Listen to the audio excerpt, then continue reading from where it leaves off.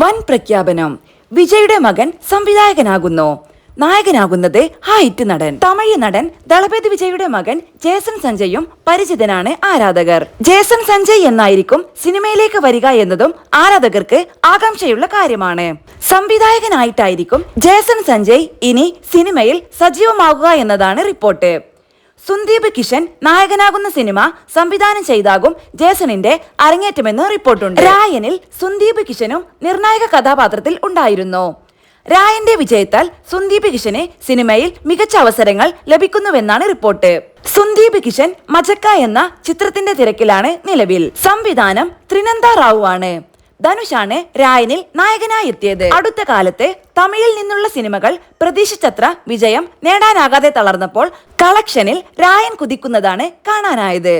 ധനുഷിന്റെ രായൻ ആഗോളതലത്തിൽ 150 കോടി ക്ലബിലെത്തിയിരുന്നു. തമിഴ്നാട്ടിൽ നിന്ന് മാത്രം രായൻ എത്ര നേടി എന്നതിന്റെ കണക്കുകളും ചർച്ചയായിരുന്നു. ഇന്ത്യയിൽ നിന്ന് മാത്രം 109.26 കോടിയും തമിഴ്നാട്ടിൽ നിന്ന് രായൻ 74.07 കോടി രൂപയും ആകെ നേടിയിട്ടുണ്ട്. മലയാളത്തിൽ നിന്ന് അപർണയ്ക്ക് പുറമെ ചിത്രത്തിൽ നിത്യ മേനോൻ, കാളിദാസ് ജയറാം എന്നിവരും എത്തുമ്പോൾ ധനുഷ് സംവിധായകനായ രായനിൽ മറ്റ് പ്രധാന താരങ്ങൾ സുന്ദീപ് കിഷനൊപ്പം വരലക്ഷ്മി ശരത് കുമാർ, ദുഷ്ര വിജയൻ, എസ് സൂര്യ, പ്രകാശ് രാജ്, സെൽവരാഘവൻ എന്നിവരാണ്.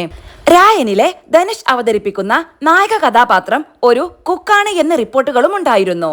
എന്നാൽ മുൻപ് അധോലോക നായകനുമാണ് കഥാപാത്രം എന്നാണ് റിപ്പോർട്ടുകളിൽ നിന്ന് വ്യക്തമാകുന്നത്.